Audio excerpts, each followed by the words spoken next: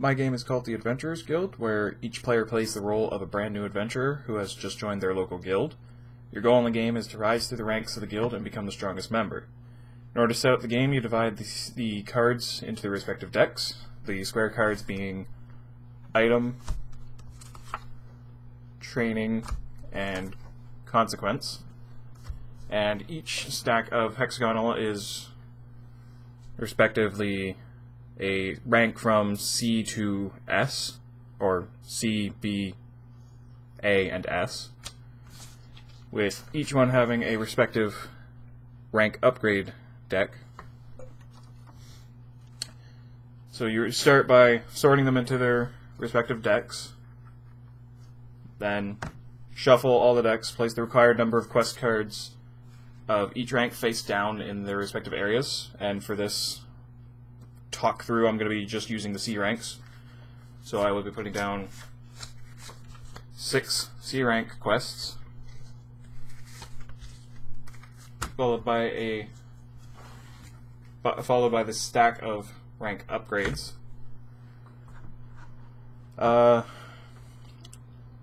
You keep separate face-up discard piles for each of the 3 decks for item, training, and consequence. When a deck runs out, you just reshuffle its discard pile. In-play cards are the cards on the table in front of you, so all the quest cards on the board and any items that you may have equipped to your character. Which all cards in play are public information and must be visible to the other players, so you can't keep them hidden in your hand at all. The cards in your hand are not in play. They don't help you on active quests or in combat with other players, but they can still be taken away by consequence cards.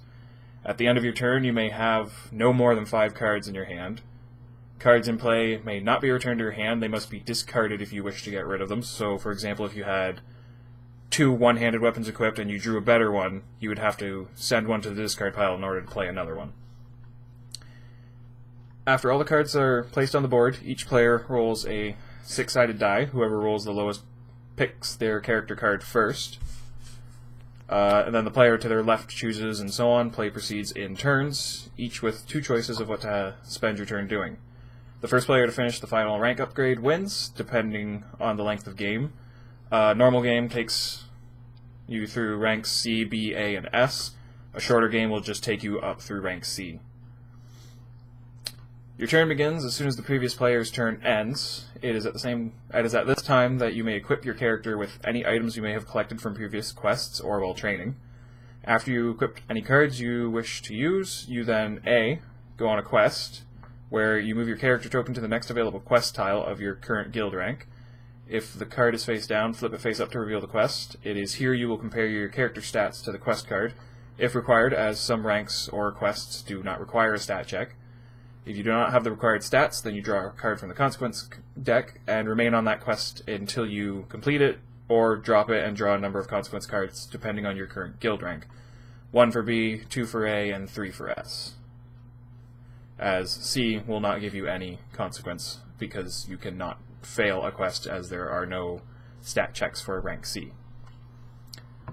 However, if you land on a tile that another player is already on, then you have 2 options. You can either offer to help them complete the quest by combining your stats and comparing them to the requirements, in which case you may barter with them and receive part of the rewards, or you may attack the player, in which case you would compare your attack with their defense. If you have an attack greater than their defense, then they lose the battle and are forced to drop the quest and must draw a consequence card. The quest is then replaced with a new one from its respective quest rank pile. If there is no active quest, then you may attack the player and attempt to steal one of their items. A player cannot attack or aid another player if one of them is on an upgrade rank quest square. Or B, you can spend the day training. Instead of advancing on to the next quest, you remain on your current tile and draw a card from the training deck, which will likely allow you to increase one of your character stats. At the end of your turn, if you have more than 5 item cards in your hand, you must discard a number of cards until your hand has 5 cards. Each character has a total of 6 stats, being attack, defense, agility, stamina, luck, and intelligence. Each of these stats is different for each base character. Some will have higher attack, lower intelligence, that sort of thing. As you complete quests, you will receive rewards, some of which will allow you to draw from the item deck. Items are weapons and armor that help increase your character stats so long as the item is equipped. Some quests will give a permanent boost to stats as well. However, there are some items that may result in the loss of stats as well. In higher ranked quests, you will need to compare stats with the quest's requirements. In order to complete these quests, your stats must be equal to or higher than the required stats listed on the quest card. Different card types in my game are items.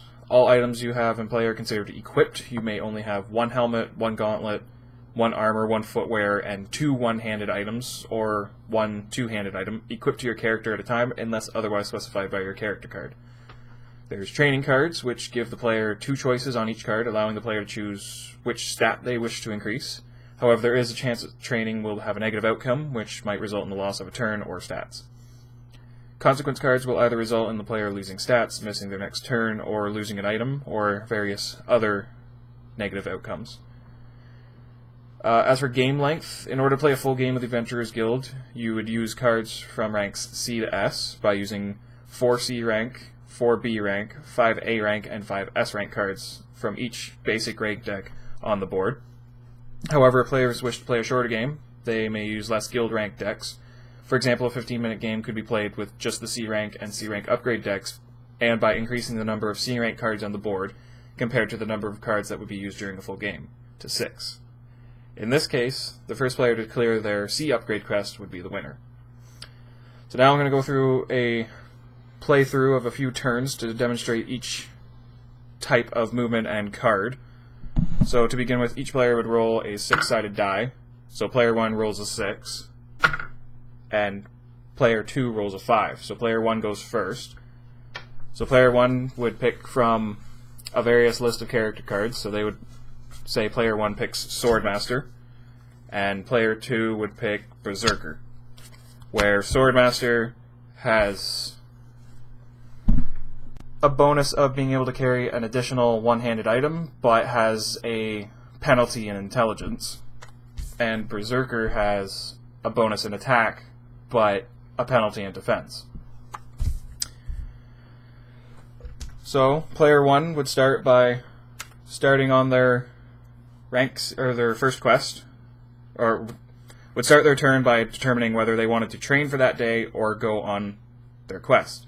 So player 1 chooses to go on their quest, so they go to the first tile, they flip it up, and then read the rank card, which is gather a bag full of time for an elder, reward +1 luck, and 1 item card.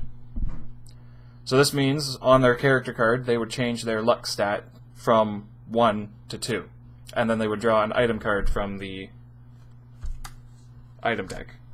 So draws a card, and then that goes into their hand, and they cannot use it until their next turn. So then player 2 would be able to decide whether or not they wanted to, or actually, since player 1 defeated this quest, it goes into a discard pile, and a new rank, or a new C rank quest is put down, and then they are still on that spot until their next turn. So player 2 decides they want to go on a quest 2. Player 1 happens to be on that square as well, so they can choose to attack them or not. Player 2 does decide to attack them, in which case they compare, each character compares their attack and defense. However, the fact that the player 2 has a higher attack than player 1's defense means he wins, and player 1 is not able to do their next quest for their next turn. So then it would be player's one turn again.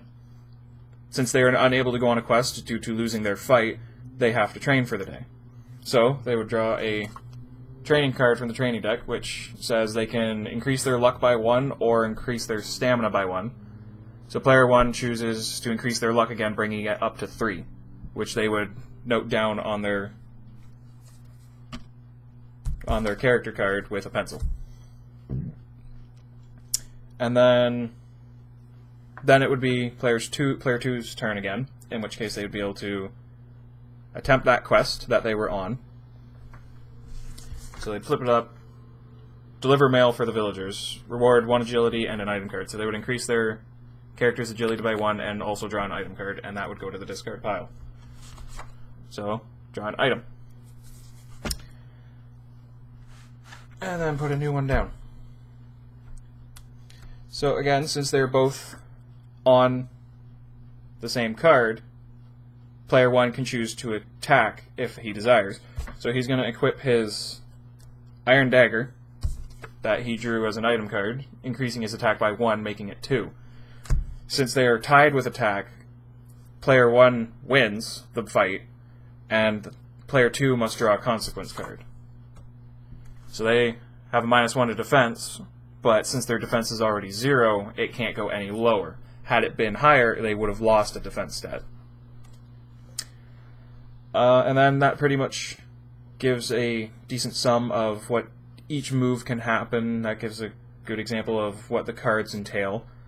So I'm going to skip ahead up to where they would do their rank upgrade. So player 1, say they made it all the way across the board up to their rank upgrade, and their upgrade quest is retrieve a stolen necklace, and the requirements are 2 luck and 3 luck and 2 agility. So the only way they can beat this quest is if they have 3 luck and 2 agility. Otherwise, they have to draw a consequence card and keep training until they have those stats.